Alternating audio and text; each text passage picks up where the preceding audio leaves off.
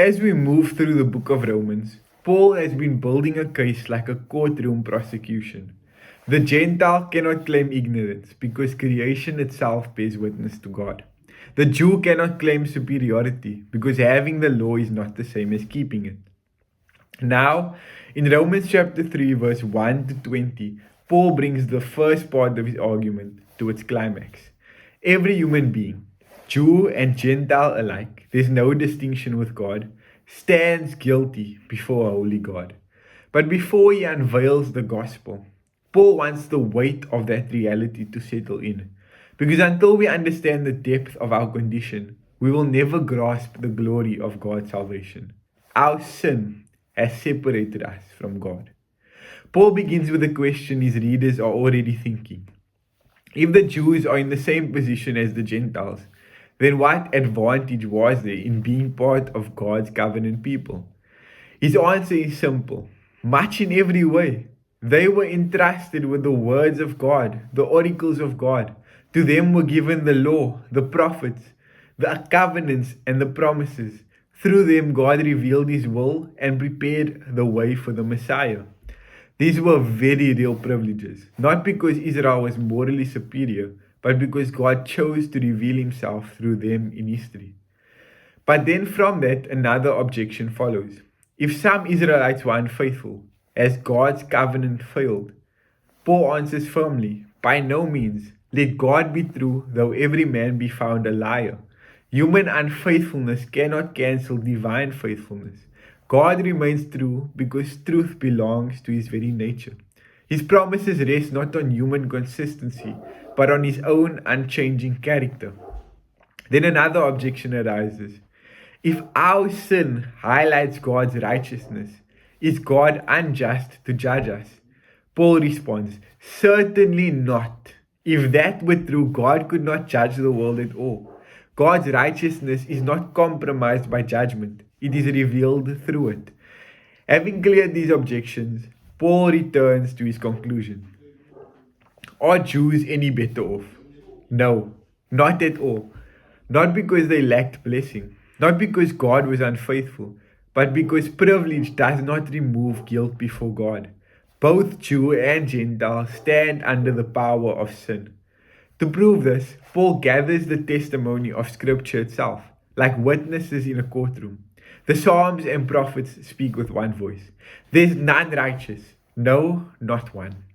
Paul is not denying that people can do things that are good in a human sense. People can act justly sometimes. They can love their children. They can hold back evil and be disciplined and even show mercy to others. But none of these things amount to the righteousness required to stand justified before a perfectly holy God. The issue is not whether humanity can do some good.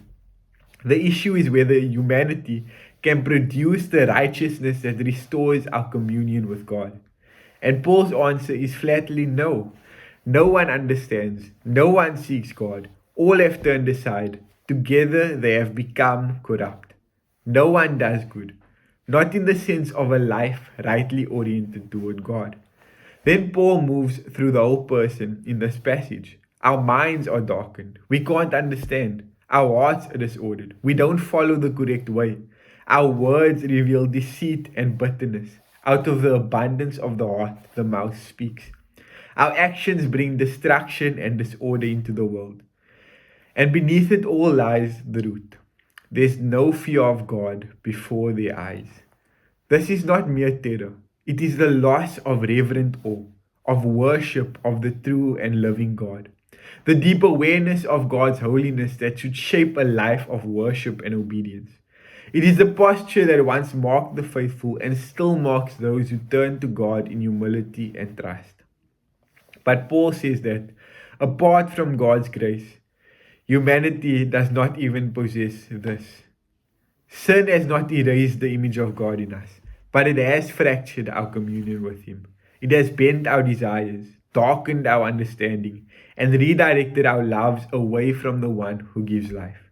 So Paul concludes, whatever the law says, it speaks so that every mouth may be stopped, and the whole world is held accountable before God. The law was never given as a ladder for man to climb to God.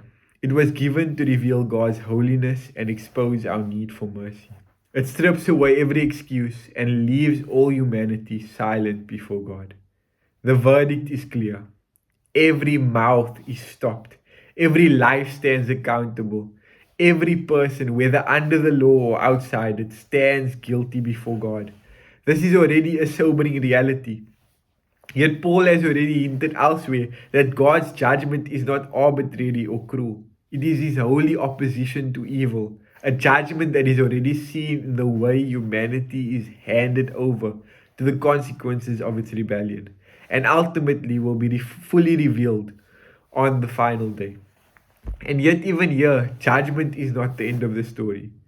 Because scripture tells us over and over, God does not delight in the death of the wicked.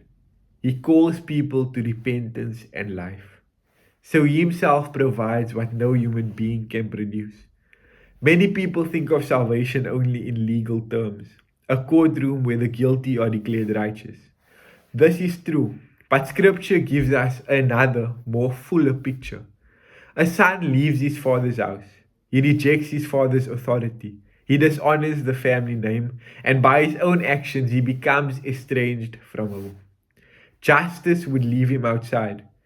But the deeper question of the gospel is not only how can the guilty be acquitted, it is how can that rebellious son be brought home?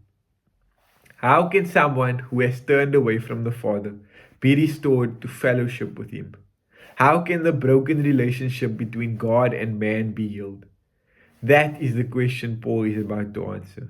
Because if every mouth is stopped, if no one is righteous, if no one can justify himself, then how can man stand righteous before a holy God? God bless.